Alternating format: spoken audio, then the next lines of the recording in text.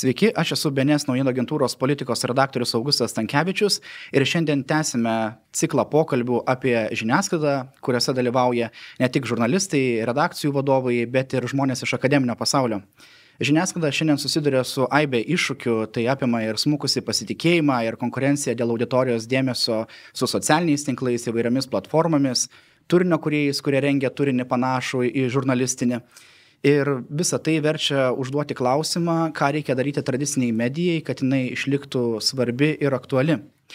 Laidų ciklą remia Medijų rėmimo fondas, o šiandien kalbėsime apie tai, ar žurnalistai tebeturi kojas. Skamba gal šiek tiek makabriškai, bet manau, esmė išaiškės pokalbio eigoje.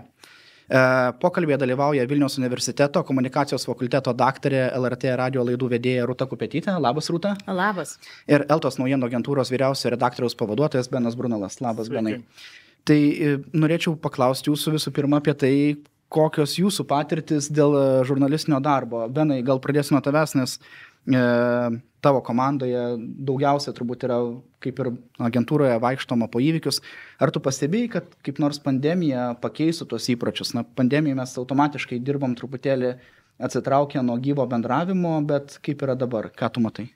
Na, tuo metu, kada pandemija ištiko, tai be abejo, man atrodo, visos redakcijos, kaip ir bet kuris gal kitas darbas kitoje sferoje pakeitė savo veiklos algoritmiką, sumažėjo kamščiai, važiavimas ryte į darbus, tai žurnalistai nebuvo išimtis.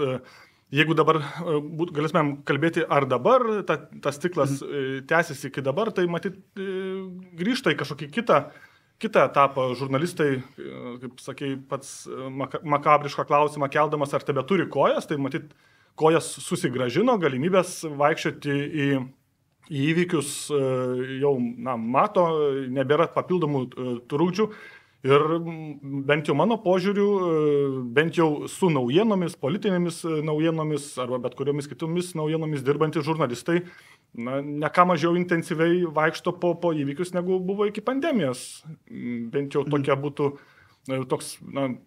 perspektyvinis požiūris.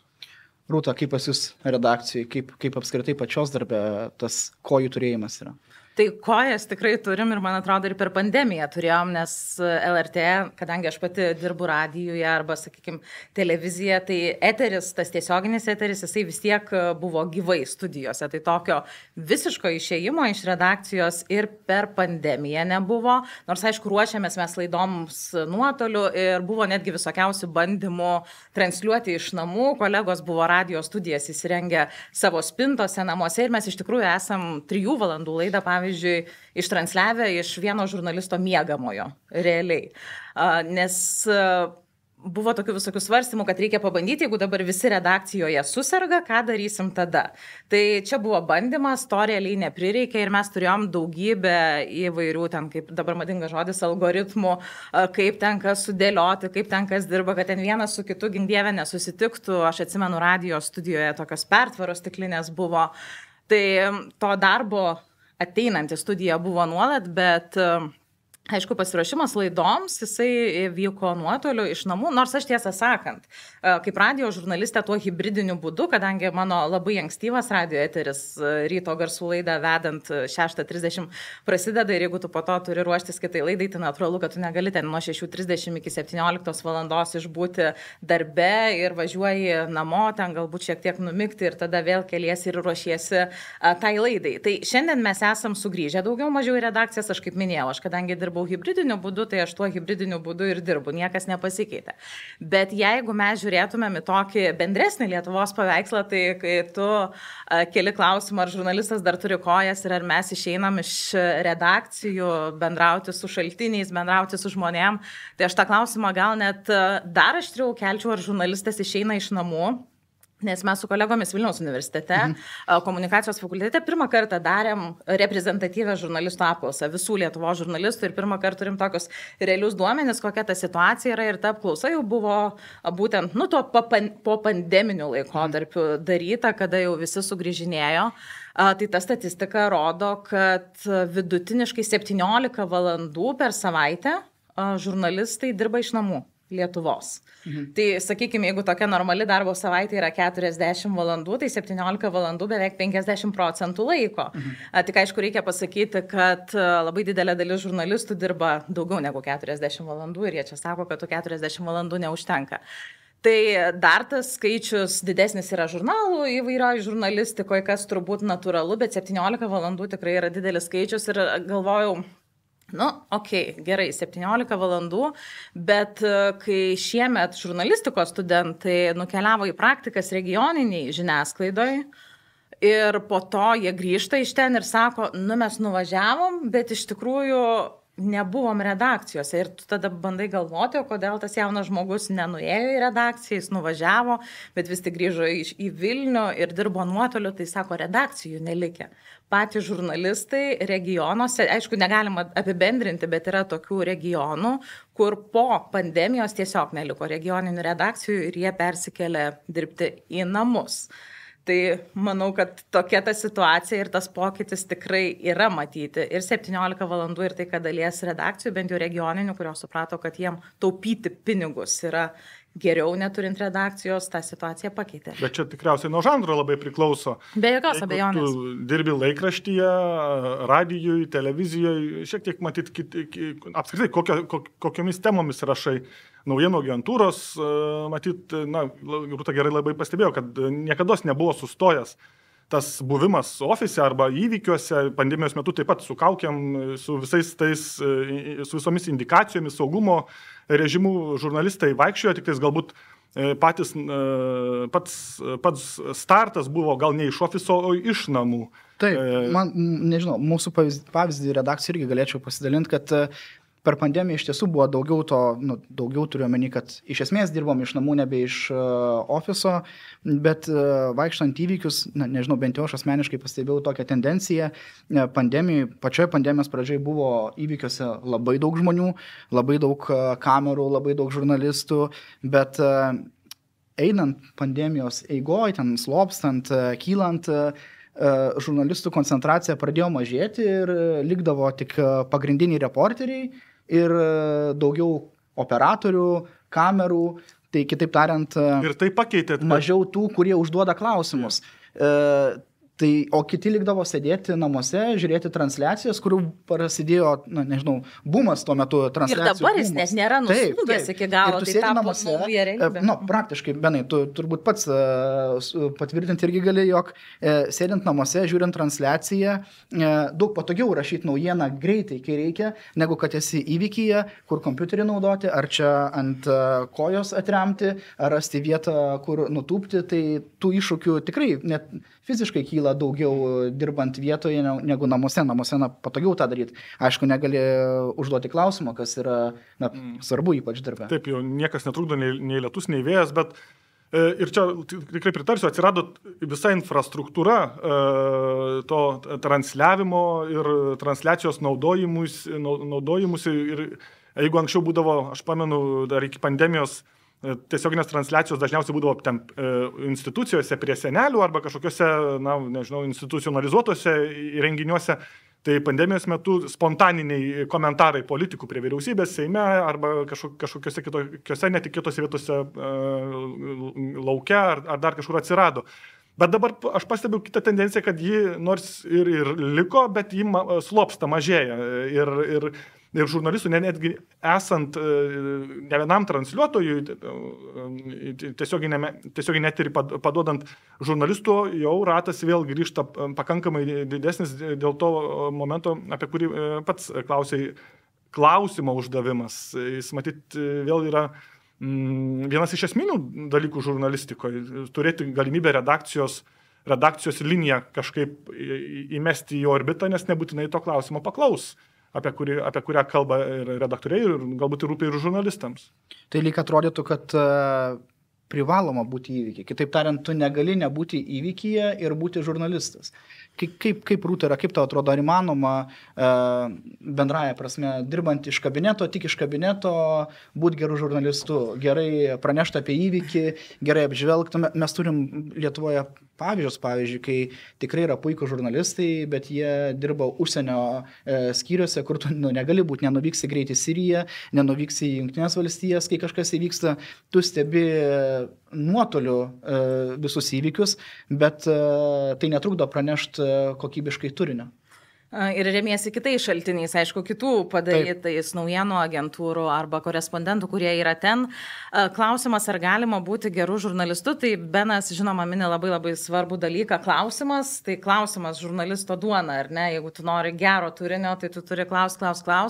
Bet jeigu vėl mes pasižiūrėtumėm į tą realybę, kuri atsirado per pandemiją, kai tu nieko negalėjai padaryti, kai tu galėjai galbūt perklausti kažkaip telefonu arba nuotoliu ir viešųjų ryšių specialistai galėjo riboti tą tavo laiką, uždaryti, išjungti tavo mikrofoną ir panašiai, tai tų ribojimų atsirado nemažai. Ir kai mes kalbam apie Lietuvą, tai pasaulyje tas pats vyksta ir nemažai jau tyrimų yra padaryta, kas įvyko kitose šalise per tą laiką. Ir ar čia buvo geriau žurnalistikai nuo to, ar blogiau, kad žurnalistai nėjo tiesiogiai bendrauti su šaltiniais, nėjo į įvykius, tai yra ir pliusų, ir minusų. Minusų yra daugiau. Šiaip jau, tai tie pliusai, aišku, kad taupomi pinigai redakcijose, nebereikia važiuoti, taupomas laikas, žurnalistų irgi nereikia važiuoti į darbą, bet iš kitos pusės, kas netgi paradoksaliai skamba, atrodo tokios apsunkintos sąlygos, bet išaugo spaudimas žurnalistams per tą COVID-19 pandemijos laikotarpį padaryti daugiau. Tu esi namuose, tu sutaupai laiko, tu turi padaryti daugiau. Kas dar iš tų minusų yra... Ir greičiau. Ir greičiau, taip. Ir greitumas čia yra vienas iš tų galbūt privalumų, kad informacija pasiekia greičiau. Nebūtinai jinai yra tiek patikrinta ir tokia gili ir dažnai paviršutiniška. Bet minusas yra didžiausias tas, kad žurnalistai praktiškai nustojo bendrauti su šaltiniais. Ir aš kalbu apie tuos šaltinius, kurie tau duoda kažkokią vidinę, slaptą informaciją, kuri yra būtina geram žurnalistiniam turiniui. Kodėl tas atsitiko, tai aišku, tu negali susitikti gyvai ir šaltiniai bijo kalbėti telefonu, bijo tau rašyti tą informaciją ir taip pat tyrimai rodo, kad žurnalistai nesusikūrė naujo šaltinių rato per tą laiką, kol buvo COVID-19 pandemija. Tiesiog neužmezgė to ryšio. Ir tas, man atrodo, santykis su šaltiniu pasidarė toks labai arba paviršutiniškas, arba, sakykime, jo iš vis netgi neliko. Tai čia aš matau tas didžiausias tokias rizikas ir problemas. Ir dar viena problema - viešųjų ryšių labai didelė įtaka, nes mes daug gyvenom per COVID-19 pandemiją. Iš to, kiek mums viešieji ryšiai sugalvos suorganizuoti spaudos konferenciją, kokio jinai ilgio bus, iš pranešimų spaudai, nuvažiuoti ten į kokią ligoninę, jeigu ten kalbam apie kokias vakcinas ir panašiai sergamumą, tu irgi negali patikrinti. Žodžiu, mano supratimu, ta žurnalistika tapo tokia šiek tiek paviršutiniška, bet kaip sakau, informacijos srautas išaugo, greičiau pateikiama, galima rasti tame ir pliusų. Tiesiog, man atrodo, mes gyvenam naujoje realybėje. Aš dar pareferuosiu į tą klausimą, ar gali būti žurnalistas dirbantis tik ofise, toks sofos ofiso žurnalistas. Tai vėlgi, matyt, kolegos, galime kelti klausimą, kokio žanro žurnalistas, kokių temų. Jeigu tu rašai vėlgi dienos aktualijomis šitomis temomis ir rašai užsienio politikos temomis, tai yra irgi du matyt skirtingi dalykai. Ne? Mūsų poreikis užsienio naujienų ten gilumo yra šiek tiek galbūt seklesnis, mažiau insaido, mes ir objektyviai galime turėti, ne, dirbantis ypatingai Lietuvoje, neišvažiavę kažkur į užsienį. Bet dirbant politikos žurnalistų ar tų pačių aktualių, tai neturėti gyvo bendravimo, tai čia matyt toks galėtų būti kaip kokio nubraukto kėbulo taisymas nuotoliniu būdu. Tu gali kažkokį tai agregatą, robotą įvaldyti, bet vis tiek nematysi to gyvai, ar tu ten sutvarkiai tiesiai ar netiesiai, nubrauktą Volkswageno šoną ar panašiai. Tai čia yra matyti esmė. Žurnalistika, bet kuriuo atveju yragi pats kalbėjimas kaip toks, ar ne? Tu negali taip iš paukščio skrydžio brėžti politinėmis kokiamis teorijomis pasiremdamas vienos ar kitos perspektyvos. Gan įdomu, nes sakai, kad sumažėjo tas bendravimas su šaltiniais. Man pačiam per pandemiją labai daug teko būti visose įvykiuose, kur vykdavo. Ir taip, kitų temų šaltiniai jie šiek tiek atitolo, nes pagrindė dominavo medicina. bet ir kolegam esu sakęs, kad per pandemiją užmesgiau šioje srityje tiek daug pažinčių, susipažinau su tiek daug žmonių, su kuriais turbūt nebūčiau per 10-metį susipažinęs. Tai toje srityje tikrai buvo ir žmonių, kurie tave pamatydavo konferencijoje, nežinau, ar tai ministerija, ar tai kokia nors kita institucija, ir po to tu susiskambini su tuo žmogum ir vis palaikai bendravimą, susižiūri per konferencijas, nes kaukės negali bendrauti, bet savotiškas pliusas, žurnalistai pradėjo galbūt daugiau gilintis į mediciną, kas šiaip atrodo pakankamai sudėtinga tema, kalbant apie kompensuojamus vaistus ir visus kitus dalykus. Tai, šioks toks irgi pliusas šaltinių atžvilgių. Tai taip, bet tu vėl kalbė apie tokią vieną sritį, ar ne? Medicina, kur ta sritis tokia labai ribota yra. Medikai, kuriuo mes visi pavardės dabar galėtumėm išvardinti, kalbinom visi sveikatos apsaugos ministerija ir dar ten kitos atsakingos institucijos, sakykime, visuomenės sveikatos centras, kur visi dabar galvoju, ar tikrai toks pavadinimas, kur visi sužinojom, ar ne, kokie ten epidemiologai dirba ir panašiai. Tai sužinom, kad apskritai turim vyriausią epidemiologą Lietuvoje. Taip, ir tas ratas toks labai siauras. Bet dar galvojant, ne tik apie šaltinius, bet irgi ką praranda žurnalistika ir ką mes dabar matom, emocija žurnalistikoje. Ir aš atsimenu dar gerokai iki pandemijos mes turėjom LRT tokį projektą aplink Lietuvą, kur tiesiog gavom telefoną, taip, mikrofoną ir važiuokit ir ieškokit problemų Lietuvoje. Su niekuo nesusitarus ir ten tas pirmas toks projektas buvo, kad mes važiavom grinai palei pasienį ir atrodė, kas dabar iš to gausis, tu 10 dienų paleistas važiuoti kažkur, turi kiekvieną dieną duoti medžiagos televizijai, radijui, portalui, socialiniams tinklams. Ir aš atsimenu, pirmas mūsų taškas, mes sugalvavom, kad būtinai nuvažiuosim į patį piečiausią Lietuvos tašką, tai buvo Varviškės kaimas ir navigacija rodo kelią, kad tas kelias yra, bet mes važiuojam ir pametam automobilio dugną, važiuodami tuo miško keliu, nes tiesiog ten to kelio realiai nėra, ten yra miškas su visokiais pagaliais rastais išlendančiais ir atvažiuojam į tą kaimą, kur nėra nė 20 žmonių. Ir tada tu kalbi su žmonėm apie jų problemas ir jie sako, pas mus kaime veikia vienintelis mobiliojo ryšio operatorius ir norint prisiskambinti iš to operatoriaus mes turim lipti į medį. Ir aš čia nejuokauju, aš neperdedu, čia yra Lietuvos realybė. Taip pat ten nėra jokios arti parduotuvės, atvažiuoja 2 kartus į savaitę ta parduotuvė vadinama ant ratų, kur atveža ten tas pagrindinės prekes ir vienas iš tų gyventojų yra felčeris ar felčerė, aš neatsimenu. Tai tu tada pamatai visiškai kitas problemas, negu kad sėdėdamas redakcijoje. Kitas dalykas, vėl atsimenu, važiuojam, stabdomus tokia pensininkė, mūsų mašina, sakom, tai ko jums čia dabar reikia? Jinai sako, man erkė įsisegė. Ir autobusas pas mus važiuoja tarp miestinis 2 kartus per savaitę, o man reikia nuvažiuoti iki rajono centro, kad man tą erkę ligoniniai ištrauktų. Trečia kokia nors istorija, kur žmogui didžiausia problema yra jo kelias neasfaltuotas kilometro ilgio. Ir tu tada tas problemas pamatai visiškai kitaip išėjęs iš redakcijos. Ir kai aš kalbu apie emocijas, tai pavyzdžiui, kiek dabar po COVID-19 pandemijos, jeigu mes kalbėtume apie radijo, televizijos eterį, liko šitų pasijungimų ir pašnekovų kalbinimo, Teamsais, Zoom'u ir ko tik tai nori.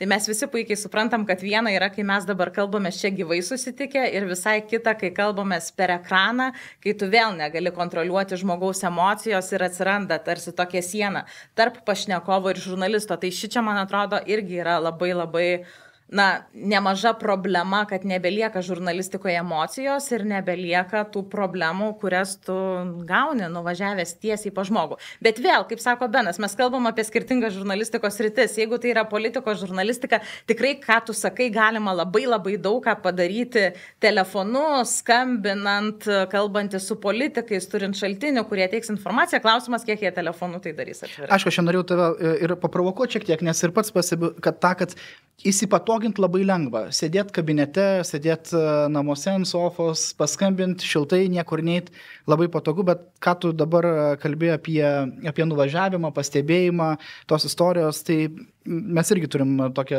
BNS reportažas, tai ir apie Rheinmetallio čia buvo istorija, tai siuntėm žmogų į vietą, kad pakalbintų vietos gyventojus, kaip jie jaučiasi ir taip, tu matai tą klausimą, sėdėdamas, taip, ofise tu sėdėdamas matai, kad jėga ateina investicijos, įdomus projektas, ką pasako ministerija, ką pasako vystytojai, ką pasako verslas, atrodo nuostabus projektas. Nuvažiuoji į vietą, išgirsti, ką sako žmonės ir tu visiškai kitaip pamatai tą klausimą, tu supranti, kad galbūt iš vis ne ten akcentai dedami, gal reikia kalbėti ne apie tai, kad oho, kiek pinigų turėsim, o kalbėti apie tai, kad žmonės nesigazdinkit, čia yra dėl jūsų pačių saugumo, dėl jūsų gerovės, nuvažiuokit į vietą, susitikit. Na, aš bent jau esu tos pozicijos, kad reikia, kad ir koks tu žurnalistas besi, ten ar žurnalo, ar radio, ar naujienų agentūros, tu turi važiuoti. Na, bent jau mano asmeninė tokia nuomonė, bet kita vertus labai lengva įsipatoginti. Namuose būnant tarp savo 4 sienų, labai lengva įsipatoginti, labai lengva viską stebėti tik tai per ekraną, aprašyti per ekraną, užsidaryti ir, na, žmogiška turbūt, nežinau, Benai, ką tu manai? Na, žmogiška, manau, kad viską galima suderinti, aš irgi būsiu fanas tos paradigmos, kad važiuoti reikia, mes čia galbūt galime kalbėti netgi apie didesnė problema apie regionus, ar ne, kurie šiek tiek atsidūrė paraštėse dėl, na, irgi dėl logistikos, dėl išteklių galimybių, na, visas problemas keliamas kiekvieną dieną, pažiūrėti per regionų akinius, ar ne, ir kaip mato, čia ne vien Rheinmetallis, galima daugiau tų klausimų jo iškelti, bet dar grįžtant prie bendravimo su politikais, man tokia mintis šmėstelėjo įdomu, ar skandalas konservatorių partijoje vienas, ar pandemija paskatino visokių programėlių, koduotų programėlių naudojimą darbe su šaltiniais. Tas pats Signalas ir panašiai, jis, man atrodo, dabar vienas yra populiariausių žurnalistų ir politikų komunikuojant jautresnėmis temomis. Tai visą laiką tam tikrą vakumą užpildys technologija, gali užpildyti technologiją, tai aišku, ji visą laiką turės savo trūkumų tai emocijai pagauti. Kitas aspektas, aš tokį pagalvojau, hibridinį momentą, kuris mano manimu yra pakankamai paplitęs. Tarkim, žmogus dirba iš ofiso arba ten iš namų, ar iš savo kažkokios erdvės, dirba telefonu, dirba ten įvairiausiamis programėlėmis, tarkim, su kokiais tai vedančiais politikais. Seka temas, ten įstatymų priėmimas, dar kažką. Ir jis daro tekstus, tekstai yra puikus, arti realybės su tom pačiom emocijom. Kodėl? Galbūt tas žurnalistas ne tuo metu, kada kalbasi su politikų telefonu ar kažką su juo susitiko, bet susitiko vėliau. Tarkim, yra susitikimai vakarais, profilaktiniai susitikimai kitais kartais, kad tu pagautum tą žmogaus, kuris tavo rašymo orbitoje yra patį mąstymo modus operandi, ar ne, patį tą, kaip sako vienas politikas, feelingą, kaip jis mąsto, kokias metaforas naudoja, ką jos reiškia ir panašiai. Kitaip tariant, tu gali galbūt išmokti tam tikros konkrečių politikų arba tam tikros politinės bendruomenės bendravimo aritmetikos ir vėliau tą aritmetiką žinodamas gali bendrauti nuotoliu. Tikrai užtenka nuotolio, kaip manai? Nu, ta prasme, aš galvoju, ar mes nesam per seni, taip pasakysiu.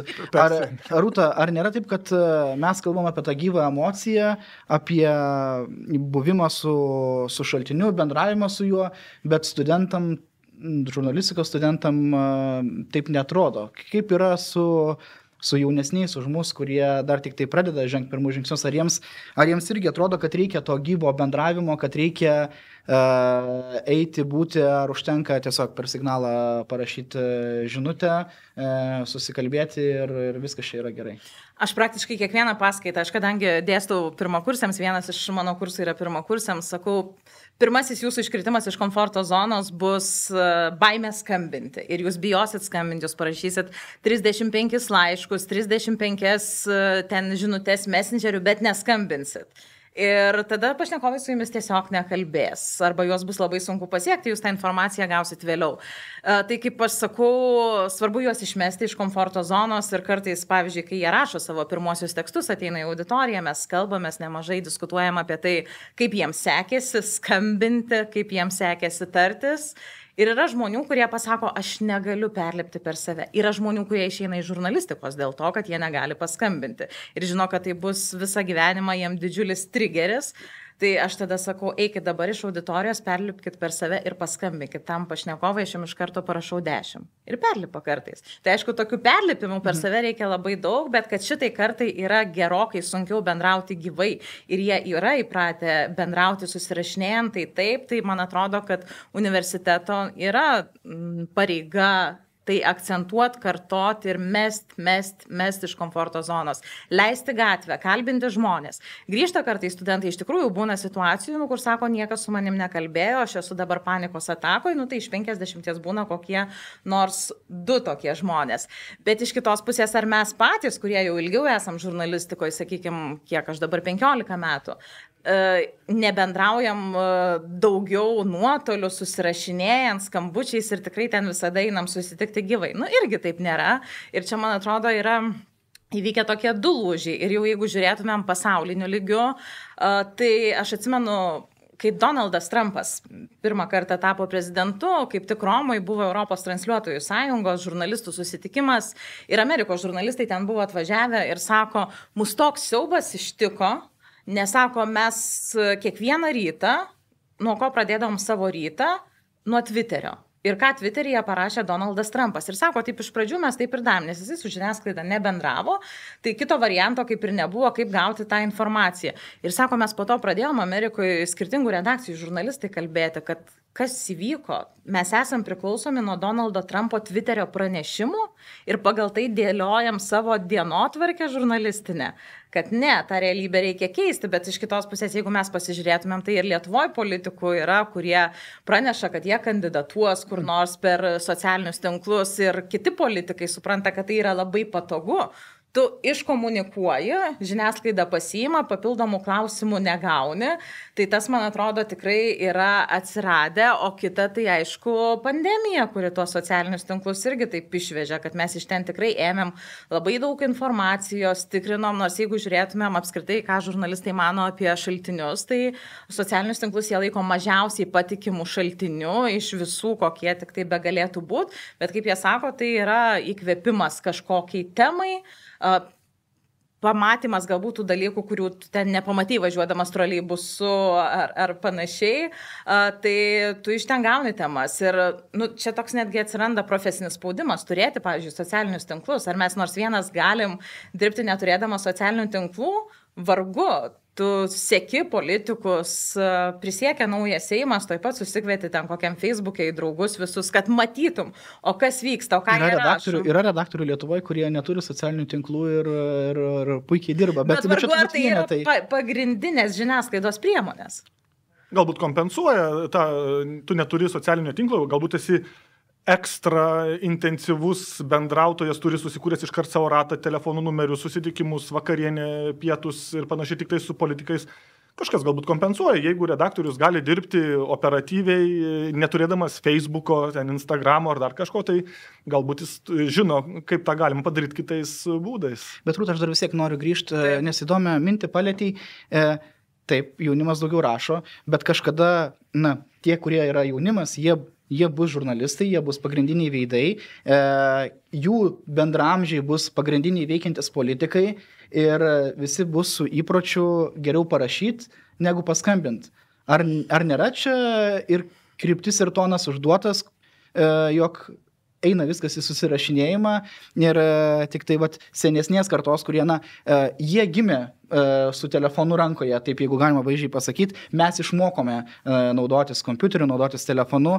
Ar nebus taip, kad kai jie bus dominuojantis darbo rinkoje, žurnalistikoje, politikoje, susirašinėja žurnalistai, neis gyvai, nevažiuos gyvai, rašys pašnekovui, rašys kolegai, ar pavyks perlaužti, ar čia reikia perlaužti? Man atrodo, vėl labai priklauso nuo kartos. Kai mes sakom visas jaunimas, tai gal irgi negalima apibendrinti, nes aš kai galvoju apie žurnalistų kartą kartai nelygi. Pavyzdžiui, šiemet pirmakursiai yra atėję degančiom akim, jiem visko reikia, jie visko nori, jie rašė savo pirmuosius tekstus apie rinkimus, kokią nori potemę galėjo pasirinkti Ir pašnekovai buvo tokio lygio, kur mes kartais neprieinam ir man buvo labai juokinga, aš dariau panašią temą radijuje ir man ta pašnekovė nesutiko kalbėti, neminėsiu, bet mano studentai sutiko. Ir studentai tiek įkirėjo vyriausiai rinkimų komisijai su įvairiausiais klausimais ir pakeitimais, kad man paskambino iš vyriausiosios rinkimų komisijos, sako, klausyk, čia kodėl čia tiek studentų skambina? Sako, žinai, mes jiem padarysim spaudos konferenciją, nes jie visi norėjo susitikti gyvai su vyriausiosios rinkimų komisijos pirmininkė, būdami 18 metų ir rašydami tekstą pirmą kartą gyvenime. Tai maža to, jų tekstuose buvo pakalbinti politikai, partijų lyderiai, kurie, sakau, irgi nėra taip lengvai prieinami, europarlamentarai ir kas tik tai nori. Ir tie tekstai niekur nespausdinami. Tu dar turi įtikinti pašnekovą, kad su tavim kalbėtų kažkokiam tavo universiteto darbui. Tai aš nepiešiau taip visko juodom spalvom. Man atrodo, kad kur tas yra susirašinėjimas labai svarbus, tas pirmas kontaktas su žmogum. Kad tu parašai, va čia baisu paskambinti. Bet jeigu jau tu supranti, kad tas žmogus eina su tavimi kontaktą, tai po to jau tu gali skambinti, susitikti su juo gyvai. Tai ir čia yra perlipimo per save dalykas. Aš pati bijodavau skambinti pašnekovams, kai buvau žurnalistikos studentė, kai tik tai pradėjau dirbti žiniasklaidai, nes atrodydavo, o jeigu tau pasakys ne, aš ten rašiau kažkokią, atsimenu, žinutę apie internetą kaimo bibliotekose. Aš pasiėmiau telefoną, tada ten nebuvo jame interneto ir vaikščiau visą dieną pirmyn atgal po kambarį, kaip aš dabar paskambinsiu į tą biblioteką ir paklausiu, ar čia pas jūs ateina daug žmonių ar ne. Tai bet po to iš to išaugama yra, tai aš manau, kad ir tie jauni žmonės, jie perlips per save. Ir kas ir dabar matyti, kad tie, kurie priklausė, pavyzdžiui, įvairioms organizacijoms, Moksleivių sąjunga, iškart sako, apie ką jūs čia kalbat, kas baisu skambinti. Sako, taigi mes skambinom jau daugybę kartų ir čia jokios problemos nėra. Tai irgi nereikia apibendrinti. Labai gerai. Benai, ką tu matai, žvelgiant į perspektyvą, kaip atrodys tas darbas? Ar jau ta tendencija, kad grįžta į ofisus, grįžta į įvykius, jinai tęsis? Ar matysim kažkokį hibridinį modelį, ar vis tik kažkas pasisuks staigiai ir vėl grįžo atgal. Kitaip tariant, ar COVID pandemijos sukelta situacija, kai daugiau darbo iš namų buvo, kai tas darbas tapo hibridinis, ar ta, žinai, nueis į praeitį šitas aspektas, ar vis tik matysim kažkokią kitokią? Aš pasiremdamas libertarizmo logiką atsakysiu, kad rinka viską sutvarkys.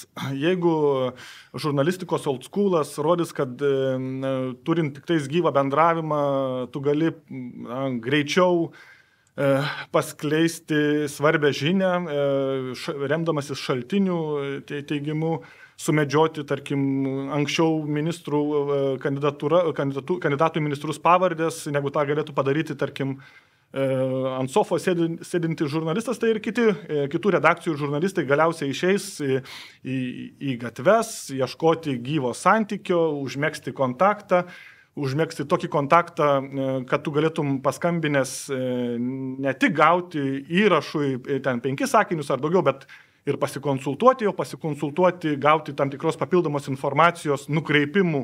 Tu negali, būdamas tam žmogui visiškai nežinomas. Tu bet kuriuo atveju turėsi susikurti tam tikrą santykį. Santykis yra tarp žmonių kūriamas tvirtas, kai yra betarpinis bendravimas, kai tu išeini iš to tokio galbūt netgi institucinio žanro, kad tau oficialiai paskambina, tau oficialiai atsako ir panašiai. Žodžiu, tas bendravimas, man atrodo, jis neišvengiamai bus vis dar artimiausių metų, nebent kažkas bus sukurta, kažkokios technologijos, kurios mums čia dabar mūsų pokalbį dabartiniu metu verstų permąstyti iš principo. Bet jeigu mes taip mąstant perspektyviai, manau, kad žurnalistai nedings, kaip sakyti, nedings poreikis žurnalistams turėti batus, jie vaikščios, kalbėsis, nes paprasčiausiai taip yra paprasčiau, tu gauni informaciją operatyviau, greičiau, išsamiau. Apie tai ir yra žurnalistika. Rūta, kaip tu manai, tuos batus teks dėvėti ir keisti dažniau, ar dažniau teks spintoj palikti? Tai man atrodo, kad tuos batus galbūt pakeičia kitos priemonės, sakykime, interneto laidai. Viskas, apie ką mes kalbam ne apie tai, kad sumenko šaltinio vaidmuo žurnalistikoje, mes kalbam tiesiog apie naujus būdus, kaip juos pasiekėm. Ir vėl ta minėta reprezentatyvi Lietuvos žurnalistų apklausa, kurią atlikom Vilniaus universitete, jinai rodo, kad žurnalistams yra labai svarbus jų santykiai su šaltiniais.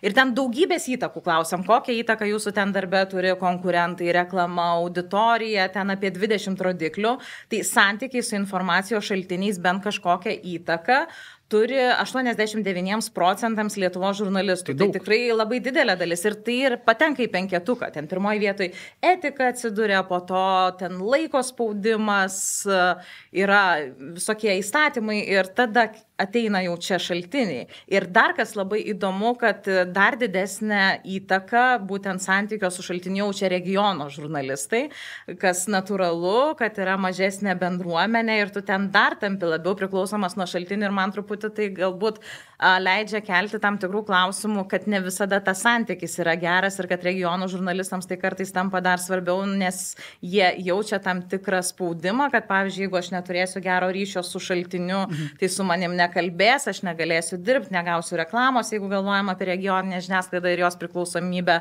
nuo būtent reklamos, nuo savivaldybių ir panašiai. Bet kitas dalykas, viena yra tie šaltiniai, kurie tau suteikia tą informaciją iš vidaus, kurios tau reikia būtinai. Tokių šaltinių ratą mes turbūt turim visi. Aš jį kažkaip vis bandau siaurinti ir galvoti apie tuos žmonės, kuriais aš galiu visiškai pasitikėti 100%. Nors aišku, kaip sako, ką blogiausia gali padaryti pasitikėti šaltiniu, tai nepasitikėk nei vienu šaltiniu. Bet jeigu mes galvojam apie šaltinį tik kaip pašnekovą, ar tikrai reikia tos artimos distancijos? Pavyzdžiui, aš kaip laidų vedėja radijuje, kadangi jau su šaltiniais, su pašnekovais, sakykime, ne šaltiniais, vadinkim pašnekovais, tarėsi dėl pokalbių redaktoriai ir kartais natūralu nori tie žmonės šnekėti su tavim, jų viešųjų ryšių atstovai ir taip toliau. Aš stengiuosi kaip tik didinti tą distanciją, nes bet koks pokalbis jau mano kaip vedėjos, kad redaktorius turi kalbėtis ir išsiaiškinti viską, tai taip. Jisai sukuria tam tikrą spaudimą. Tu visada išgirsi, kad, čia to gal nelieskim, čia tas netaip svarbu, tokio reguliavimo, ką tu turėtum kalbėti, ko ne. Ir netgi, pavyzdžiui, lieka iki eterio 5 minutės, būna tokių pašnekovų, kur atkeliauja su 3 viešųjų ryšių atstovais ir jie tave visi bando dabar užpulti, apie ką tu neturėtum kalbėti. Tai aš sakau, aš nenoriu matyti jokio pašnekovo anksčiau negu likus pusiai minutės, kur mes galim pašnekėti apie orą ir panašiai tam, kad aš nejausčiau jokio pasakymo ir jokio netgi spaudimo ir galėčiau visiškai laisvai jaustis eterį, bet vėl aš kalbu apie tuos žmonės, kur yra probleminės temos, kur yra atsakingi pareigūnai. Jeigu tai yra kokia nors metų mokytoja, kuri kalba pirmą kartą gyvenime, tai natūralu, kad tu su ją praleisi gal ir 2 valandas prieš tai kalbant, kad tiesiog žmogus nesijaudintų, jaustųsi geriau eterį, nes jis nėra įpratęs. Tai vėl kalbam labai apie skirtingus šaltinius. Tai kitaip tariant, žurnalistas privalo turėti tas kojas, bet ne visais atvejais reikia jomis naudotis. Sutinki su tokiu apibendrinimu? Strategijos dalykas. Kiekvienas pasirenka savo būdus, kiekviena situacija yra pakankamai skirtinga, tai matyt, siekdamas tam tikrų tikslų atskleisti kažkokią temą, kaip Rūta sako, kad kartais pašnekovai duoda tam tikrą spaudimą, čia matyt akivaizdu, kad taip dažnai būna, bet tu gali pasirinkti tam tikras priemonės, galbūt pats ateiti minutę į minutę sutartų laikų ir pats nepalikti eterio. Bet iš principo, ką mes kalbam, to bendravimo, ryšio palaikymo, vis tiek niekas nepakeis. Tada neturėsi ryšio, galbūt iš viso neprisikviesi to pašnekovo, kuris tau yra svarbus ir galbūt svarbus būtent tą akimirką, galbūt tai grandiozinė informacija bus. Ir galbūt jis ateis tik dėl to, kad tu kontaktuoji su juo permanentiškai ten ir panašiai. Gerai, tai ačiū, kad kojomis atėjot, kad pasikalbėjom gyvai. Aš Augustai paskutinį apibendrinimą, aš niekaip nepamirštu vienos kolegės citatos, kai jos kažkada paklausė, o tai ką daryti, jeigu neturi šaltinių, temų neturi, eikit į Seimą ir gerkit kavą. Čia kalbant apie tai, labai geras. Taip. Ten, kur daugiausia žmonių. Gerai, Rūta, ačiū, kad atėjai. Benai, ačiū, kad atėjai. Ačiū, kad žiūrėjot. Laidoje dalyvavo Vilniaus universiteto komunikacijos fakulteto daktarė, LRT radio laidų vedėja Rūta Kupetytė ir naujienų agentūros ELTA vyriausio redaktoriaus pavaduotojas Benas Brunalas. Taip pat dalyvavau aš, BNS naujienų agentūros politikos skyriaus redaktorius Augustas Stankevičius. Iki susimatymo kitose laidose.